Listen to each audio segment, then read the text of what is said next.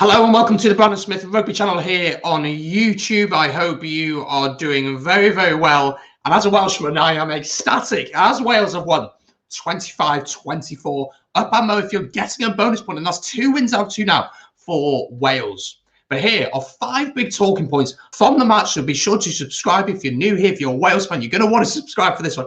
And even as a Scottish fan, so we're going to look at stats. We're going to see how this game was won and lost, and the big talking points as well. So subscribe, it's free to do and helps out the channel as we push towards 1,000 subscribers. Get your thoughts down in the comments down below. Let's crack on with the review. First of all, we have to talk about one man, and one man steals the show, and that is Louis Rees-Zammit. Absolutely incredible from the youngster, a player who played with no fear. He's got 2 tries today and also got a try assist. We're going to look at his stats, but we're also going to look at the impact and how good this kid really is. So 80 minutes played, 2 tries, 1 try assist, 61 metres made from his runs, and that's actually quite low for a winger, but it's because he kicked the ball and got some fantastic tries as well. Let's talk about the first try. First of all, ball comes out to him, cuts inside brilliantly and finishes beautifully. But the second try is out of this world. He gets the ball on the wing. He beats his man for pace. He kicks it over at full speed. He runs, it bounces into 22, beats Hogg for pace, which is not an easy thing to do, and gets the score. And he's young, but he plays without fear. He's confident. He's been smashing in the tries for Gloucester in a very poor Gloucester side recently. What a player he is, and what a performance from the young man. It wasn't just his try scoring ability. He received the ball in his own 22 under pressure and put in a beautiful spiral kick all the way down to the opposition 22. What a kick was this? It relieved the pressure off us. Point number 2 then is about Scotland's early dominance. Scotland came into this game.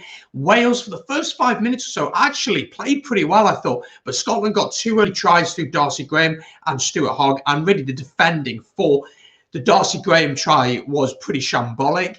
And then the mistake between Halfpenny and Zammit, the lack of communication between the two of them, enabled Stuart Hogg to get his try. And at that point, while we're doing the watch along on the 3bod rugby group, I'll leave a link to that in the description down below. Do go check it out to see our live reactions to the events as they were happening. It was a very frustrating time as a Wales fan because Scotland had all the dominance.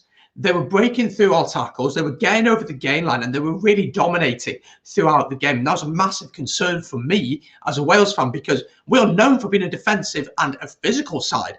And yet Scotland, with the likes of Duhan van der Merwe, who's breaking through tackles, what a find he has been for Scotland. But he was breaking through tackles so comfortably.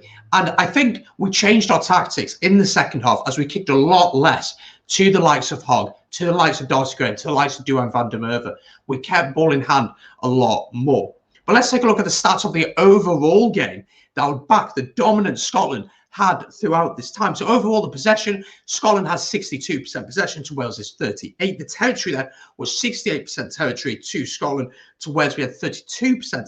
But the big stat which will stick out to you here, time in opposition 22. So how much time do you spend in the opposition 22 during the course of the game? Wales spent 1 minute and 30 seconds in the opposition 22 and got 25 points.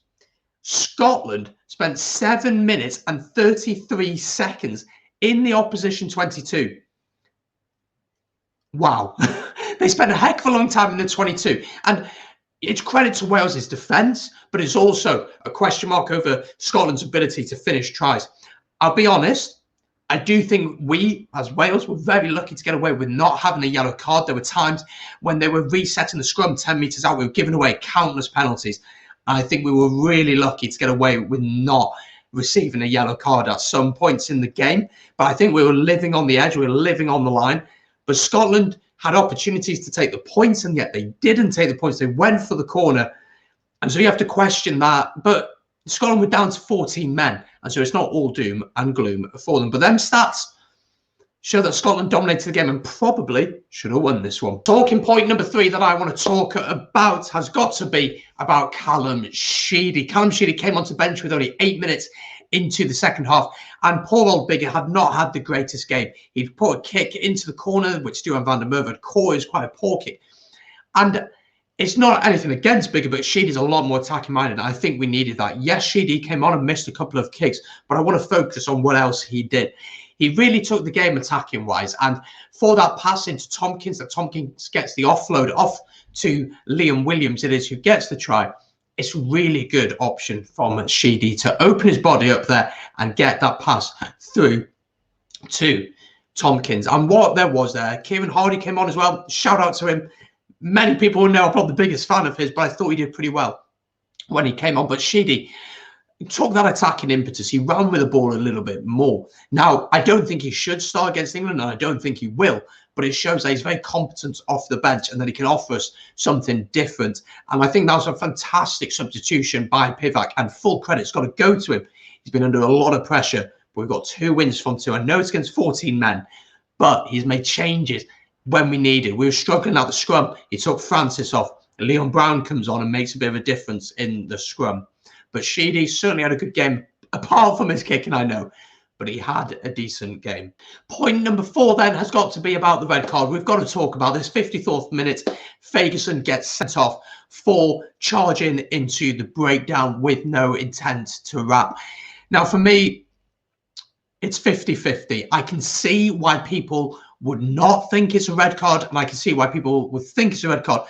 But as they showed on the commentary, on the post-match interview, it is a red card according to the laws. He's gone into the breakdown without wrapping.